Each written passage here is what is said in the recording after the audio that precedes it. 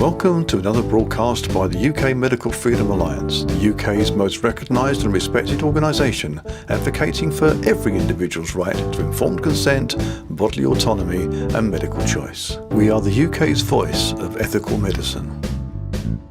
Hello everyone, my name's Anthony Webber and we're here to welcome Dr. Liz Evans, who was involved with the movement of movements right from the beginning. She's very predominant in the UK Medical Freedom Alliance and various other organisations. And I'm going to leave it to Liz to give a more detailed introduction of herself and to present what she's going to say today. And then after a period of about half an hour, we'll have an opportunity for questions. Brilliant. Thanks very much, Anthony. And hi, everybody. Thanks for joining us. I'm going to share my screen, so just bear with me, because the tech bit is the tricky bit from beginning. Right. Can you see my slide? Yeah. Brilliant. Okay. So as Anthony said, I have been doing this for a long time. I'm the CEO of the UK Medical Freedom Alliance, which I co-founded in October 2020, so 4 years ago, to uphold medical ethics. I am a wife and mother of 4 children, aged between 15 and 22. I'm a former NHS doctor.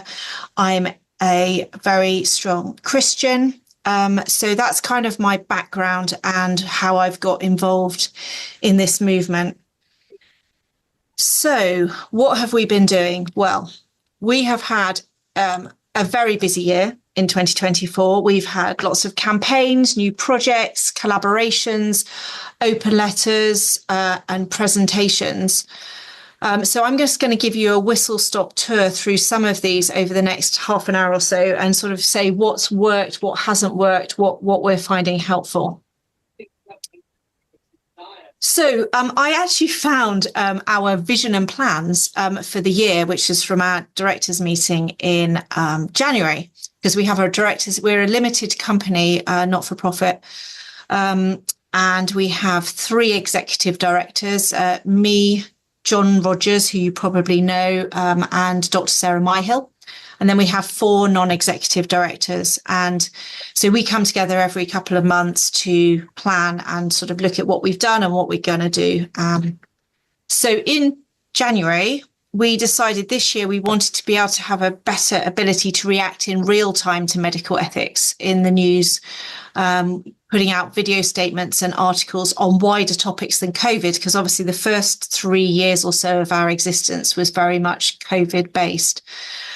So at that time, we were looking at things like the state overreach into the healthcare of children, particularly schools being used as a vaccination venue. And perhaps that, after all of our experience with COVID, we realised that was perhaps not a great place to give medical treatments. Looking at discrimination against the unvaccinated, back to schools, the use of Gillick competence. With children, again, the trans medicine and ideology and use of puberty blockers. Then there were already talks in the media about the push to legalise full-term abortion or decriminalise abortion. Then issues around death certificate reforms. And we'd been doing a lot of freedom of information requests, holding the MHRA and GMC accountable previously. So we thought we would continue with that. We'd run a really successful Stop the WHO campaign last year. And there were lots of deadlines for that approaching, which we needed to keep an eye on.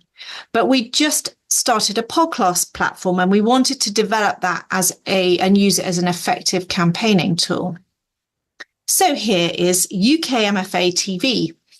And this is our podcast platform, which is run by our programme director, Ian Humphreys. And it's been a key tool for campaigning and getting medical ethics into the public domain this year.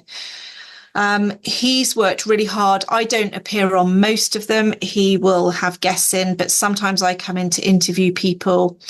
And we've now put out 32 video podcasts onto our Rumble channel, which is our key channel, our YouTube channel, which is less used because lots of our videos get taken down. We also publish the audio to Apple, Spotify, and other podcast platforms. And there are lots more interviews in the pipeline at the moment. So just to say to anyone in the freedom movement, if you want to be interviewed on anything relating to medical ethics, just get in touch, because we're always looking for guests. And so we've used this platform, for interviewing guests on issues on medical ethics, also campaigners from other groups who have ethics campaigns.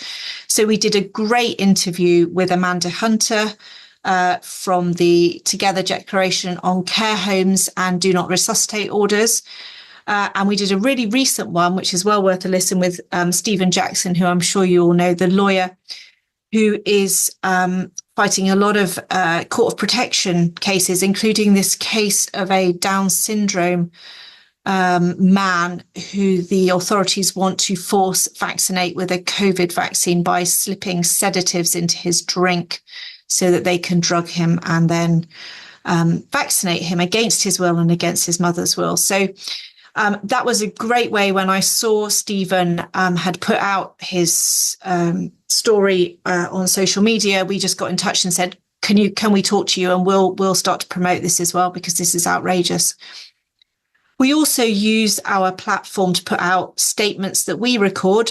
So you can see there, number 28. I recorded a quick 2-minute statement on the Northern Ireland bill about a month ago, and get that out then onto Twitter and other spaces where you can get a lot of views. We also put out campaign-focused statements, like there was a Stop Fluoridation interview. We connect with our donors, so we try to put out extra material once a month to regular donors, where Ian and I will have a sort of informal chat just about things that have come up that we haven't been able to cover in detail, but, things that have come up in the news. And we will also use it to showcase and store presentations and interviews that we do on other platforms. And Rumble are great. So if people subscribe, they will then get an email every time we post something. So it is a really good way to reach our sort of followers and subscribers. And we started the year by submitting a 50-page fully referenced witness statement to the module for vaccines of the COVID inquiry, which was requested by Baroness Hallett and her solicitors. We'd applied to be core participants. That had been turned down. We'd been asked for more evidence. That we were still turned down. But she then said, I want you to put in a witness statement, and my solicitors will be in touch, which they were just before Christmas last year. And I spent 2 months putting together a massive document detailing everything to do with medical ethics that we had been lobbying on throughout COVID. It was a massive amount of work. And then just after we'd submitted it, they announced the postponement of the module until about 2025. And on discussing with their solicitors, we discovered there was actually no guarantee that our statement would ever be published, because it's at the discretion of their legal team whose statements get put up onto the website, and there are hundreds, and whose don't. So at this point, we were quite annoyed. We thought, we can't allow our work to potentially never see the light of day. So this was sort of February-ish. There was the prospect of a general election, and there was also mounting evidence of serious harm from the jabs. The excess death rates were high. There was issues around maternal mortality rates, increasing neonatal mortality, the whole story about the died suddenly, and the continued rollout. So we thought, okay, we need to take matters into our own hands. We were told we couldn't publish our statement as was or we were asked not to. But we knew of many other groups who were also asked to put in witness statements, which was Heart. So Claire Craig had put in one. Ros Jones had put in one on behalf of the Children's Vaccine Advisory Council, and Perseus, Nick Hunt, had put in a witness statement. So all of their work was also sitting there. Some of them, I think Claire's was over 100 pages long.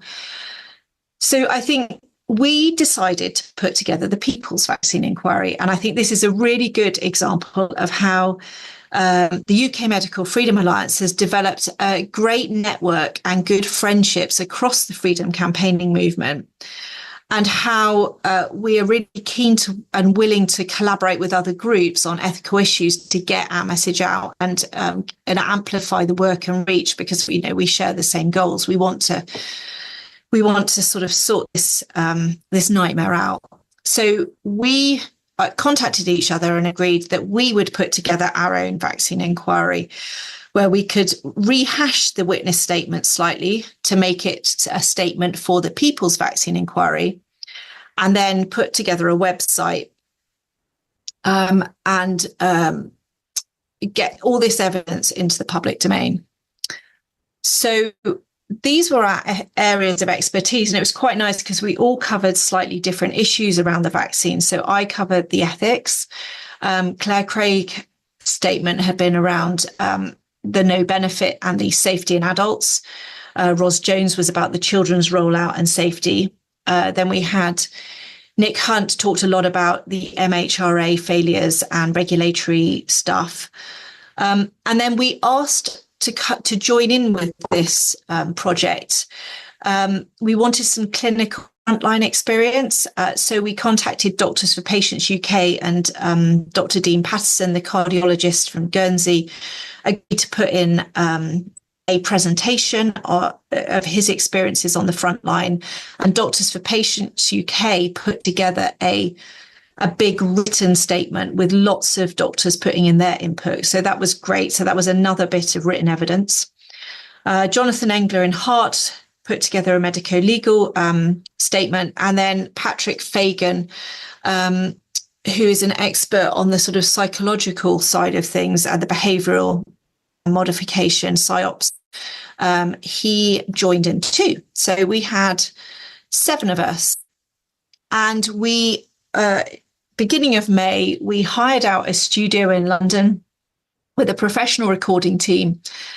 And we had Will Jones present to kind of preside over the proceedings. And we took it in turns to present short 10 to 15 minute PowerPoint video presentations to highlight the key points from our very detailed and long, quite dense written statements. So we filmed these statements, which you can find on our website. And we thought that this was more able to be accessible to the public, but it would also point them to the witness statements and evidence should they wish to look at that. So then you go to our website to look at all of that. But then we've been really excited since then to be able to build on this platform. So we left the website there. That launched in, I think, June. And then we hadn't really thought much about it. But then we got contacted by a couple of teams from Ireland, one in Ireland, one in Northern Ireland. And they reached out to us with a proposal to come over for 2 separate events in Belfast and Dublin to run on concurrent days, because they'd seen our evidence and they wanted us to put in our sort of input over there. So the Northern Ireland team were linked with VIBS NI, which is the Vaccine Injured and Bereaved group in Northern Ireland, who had successfully secured a meeting in Stormont for the Vaccine Injured and Bereaved that was sponsored by the MLA Paul Frew on the 14th of October. So they were looking for people, they were going to have their Vaccine Injured and Bereaved speaking. They also wanted some input from some doctors and other experts. And then the Dublin team, who knew the Northern Ireland team, they'd put on several conferences already with international speakers to raise awareness of the COVID vaccine dangers. So we planned a trip. And it was a really exciting and busy couple of days. So in Stormont, so we were in Belfast on the Monday, the 14th. There was a very, very powerful vaccine injured and bereaved hearing in the Long Gallery inside the Parliament buildings, which were, I mean, it was amazing to visit there. It's absolutely beautiful. I'd never been to Belfast Centre before, and to be in that building and just see this. You can see in the top picture there, that was the picture from the stage. It was packed, and they had to get extra chairs in. So it was very well attended. Lots of MLAs, their politicians dropped in and out, and we were able to talk to them. We heard several harrowing stories from the injured, the bereaved, and their relatives. And there was a video presentation from Mike Yeadon. Fiona Hine came and did a talk, and Claire Craig spoke on behalf of the People's Vaccine Inquiry. In the morning of that day, we decided to convene, because there wasn't time for us all to talk at Stormont in the meeting. We convened what we called the Stone Summit, which was a little summit dedicated to Jackie Stone, who you've probably heard of, a very amazing, courageous, ethical doctor in Zimbabwe, who spoke out from the beginning of COVID, treated patients, was really cruelly persecuted, and the toll of it took a terrible toll on her, and she took her life in September.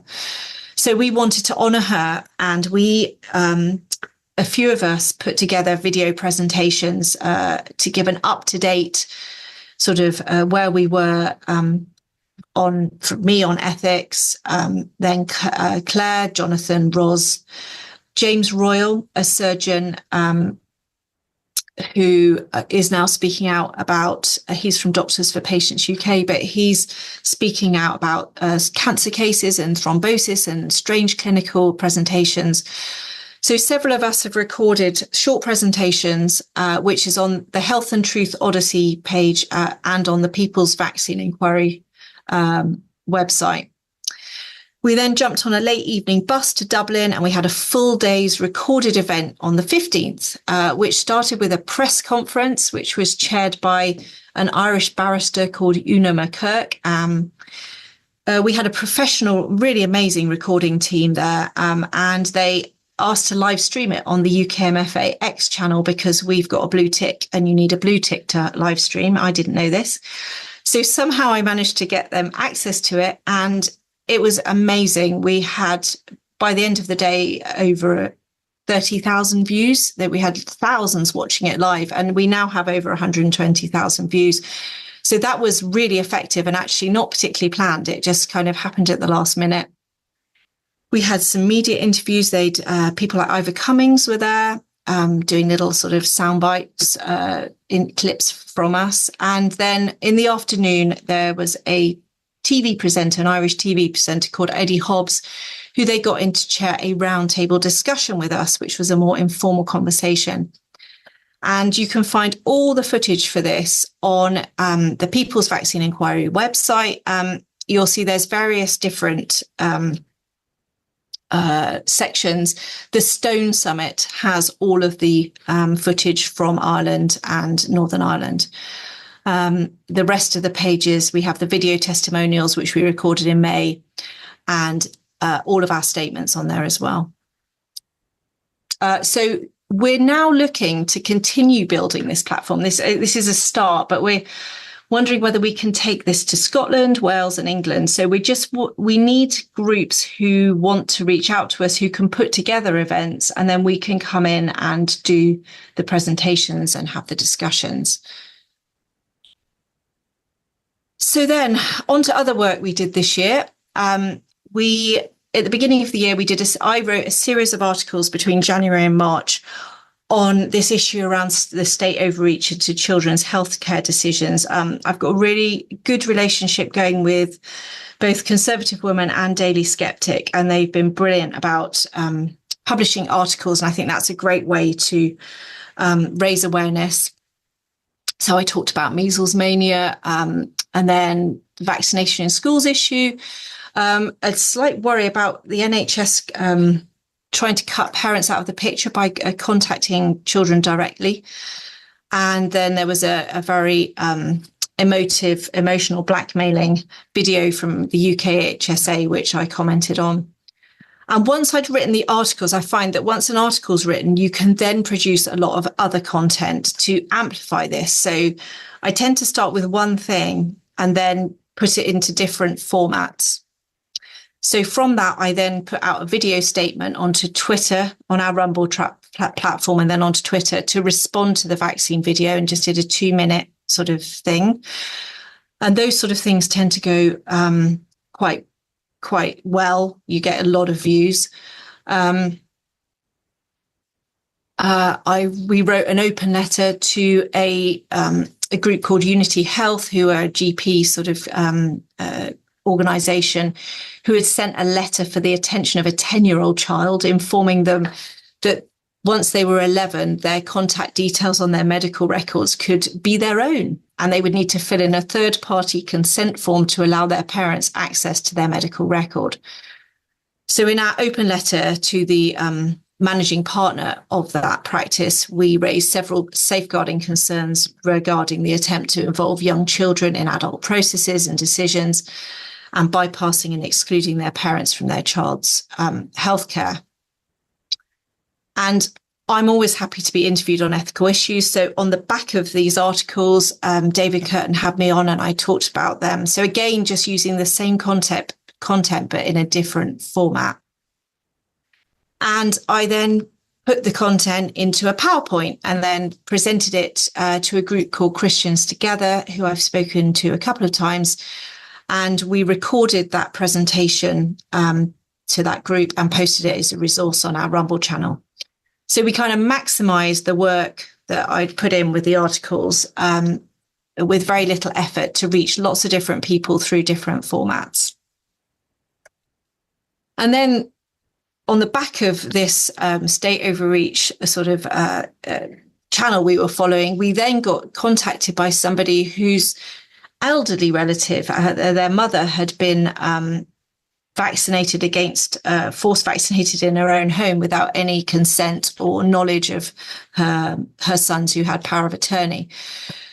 So we kind of looked at the other end of the spectrum and managed to get an article out on that.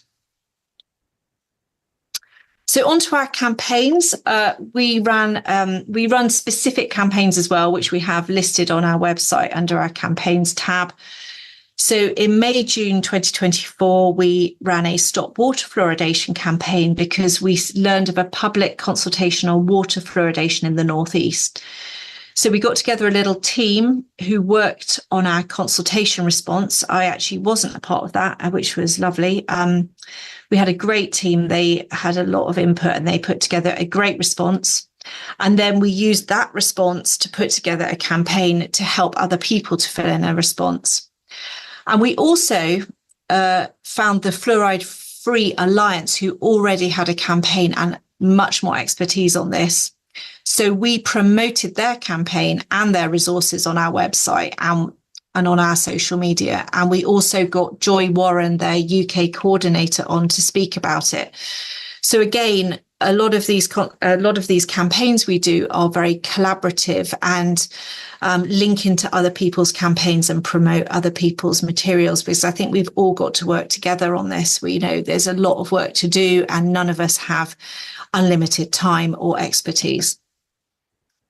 And then hopefully you'll be aware of the Stop Northern Ireland Public Health Bill campaign we ran last month in response to the public consultation on a shocking proposed public health bill, which would give unprecedented powers to the state in a health emergency, including the ability to mandate vaccines and preventative treatment on individuals and potentially opening the door to forced vaccinations. If you haven't read it, it also sought to give the authorities the power to detain and quarantine individuals, force medical examinations, forcibly enter premises, require children to be kept off school and adults off work. And it was adopting key elements of the WHO's amendments to the international health regulations. So this deeply disturbing bill caught our attention, obviously, especially when we heard people talking about forced vaccinations. And we decided to put in a UKMFA submission.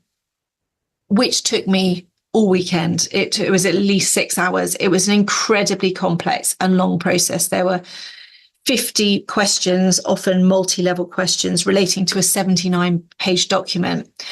And that was what inspired me to start the campaign. Having put in all that work, I thought we need to get this out there. It was horrifying, working through that. It really gave me an understanding of quite how Orwellian the proposal was.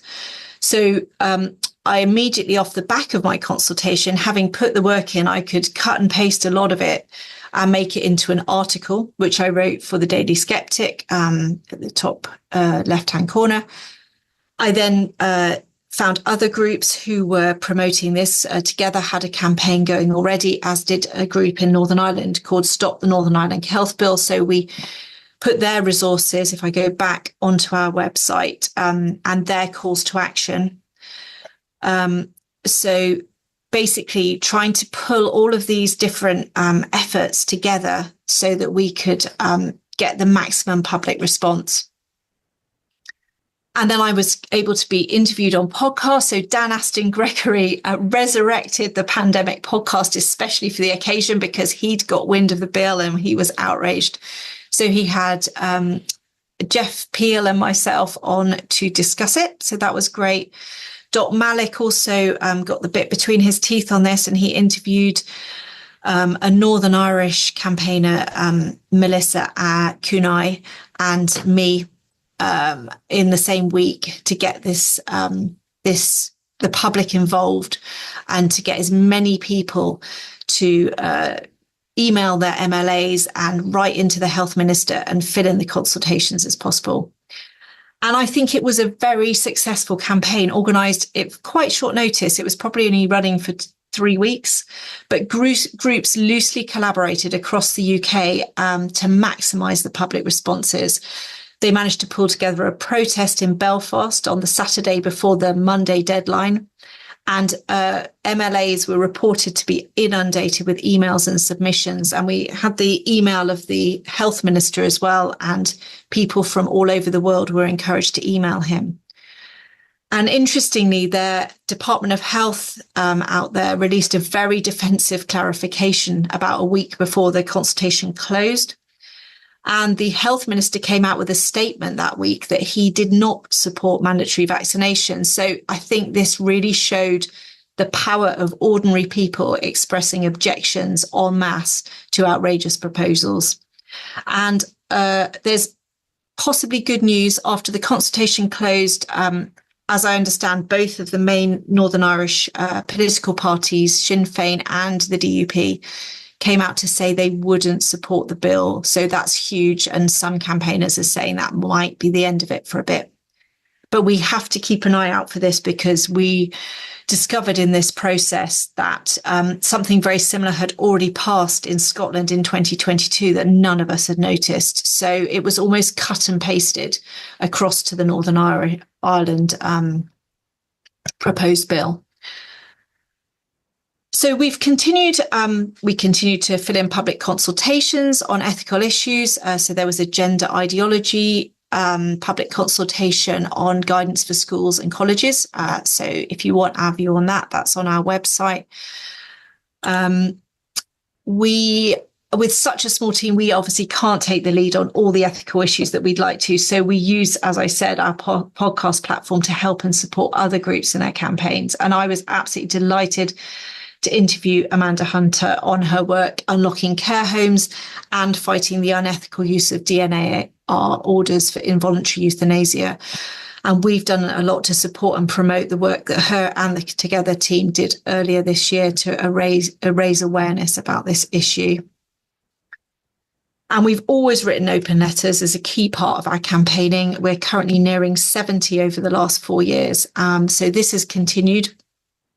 Very often now they're collaborative with Heart, Doctors for Patients UK.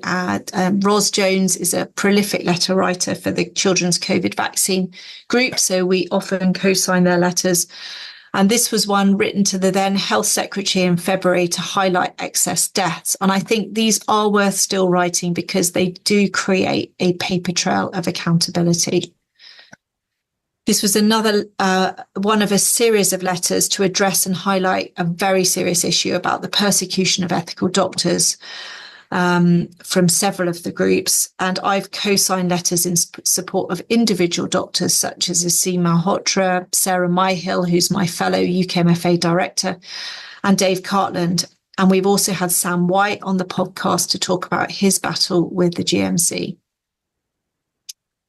And we recently wrote a letter to the Medical Practitioner Tribunal Service to question these multiple fitness to practice hearings being faced by whistleblower doctors who all say that the process is the punishment.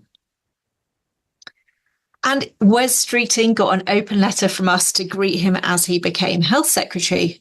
We updated him on all the letters we'd sent to his predecessors regarding excess deaths and COVID vaccine safety.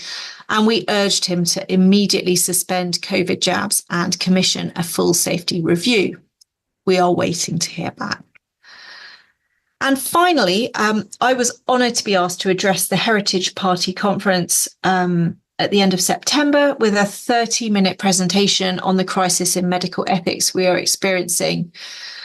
I talked about the gross violation of medical ethics during the COVID pandemic, which has set a dangerous precedent, and how this normalization of the unethical in policies and public discourse has led to multiple current threats to our medical freedom and bodily autonomy. So you can watch that presentation on the Heritage Party YouTube channel, and it is still up, which is remarkable because the talk I did in Belfast was taken down from YouTube within minutes. So yeah, it's a battle. So what's next for the UKMFA? Well, here's just a few issues on top of the ones I've mentioned, which we are concerned about and need to campaign on. And I think really pressing is the assisted dying bill, and that needs to be our next campaign. Probably starting next week, I will start to look into doing that. We need to continue talking about end-of-life care and these do not resuscitate orders, which is very linked with the assisted dying euthanasia. Then there's also talk by the Labour government of liberalising the abortion limit. So that's going to be a big issue in the new year, I think. The continuing issues with transgender ideology in medicine, especially regarding children. I don't know how many people are aware, but organ donation is now opt-out, not opt-in. So if you haven't opted out, the state can take your organs against your will. It wouldn't be against your will because you'd be dead, but against your relative's will. And I think this is a real blurring of the line between state and individual ownership of the body. We've still obviously got the WHO Pandemic Treaty and One Health Agenda and IHR amendments bubbling away. We aren't doing so much on that now. We're just promoting the great work being done by Door to Freedom, Meryl Nass, James Roguski and other organisations. But yeah, that's a push to create global governance through healthcare. I think it's really important that we continue to raise awareness and fight for justice and compensation for the COVID vaccine injured and bereaved. The way they have been treated by the authorities and the public, the way they have been abandoned, is absolutely shameful. And I think we all need to get behind them because they really are the human face of this horrific collateral damage caused by the reckless rollout of this untested technology. And we need to stop the COVID vaccine rollout to stop any more injury and harm occurring. And then there's the spectre of new mRNA vaccines on the horizon. So lots to do. And yeah, it continues. But thank you very much for listening.